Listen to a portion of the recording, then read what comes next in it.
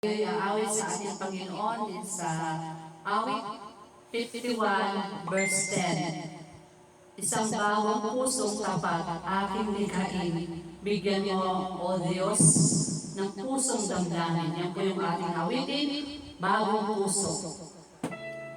Subscribe niyo po yung YouTube channel ko po ating gawain sa Panginoon. O Diyos, ako'y lumalapit, ako'y mo ang aking isip, linisin mo ang aking puso, sa'yo lamang ako susuko. O Diyos, aking tanggapin ang iyong gabay sa bawat hakbangin. Puso ko iyong ayusin at sa'yo aking iaalay. Puso mo sila ang aking hiling, bagong damdamin ang aking dalangin. Ibalik, O Diyos, ang galak ng pagliligtas,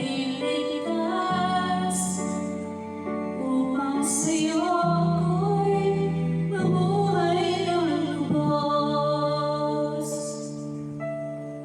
Turuan mo akong magmahal na gaya ng iyong pagmamahal. Pagdigan mo ang aking puso na may kababaan sa iyong harapan. O Diyos, aking tanggapin ang iyong gabay sa bawat hakbangin. Puso ko'y iyong ayusin at sa'yo aking iaalay.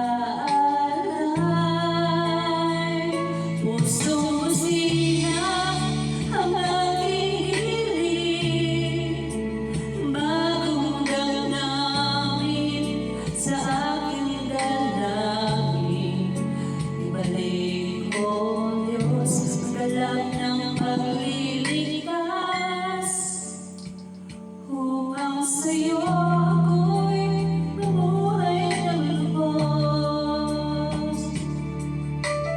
Huwag mo akong iwan, O Diyos ko, pag-ibig mo sa aking kakabay. Aawitin ko ang iyong kabutihan, sa puso ko ikaw ang ikataas.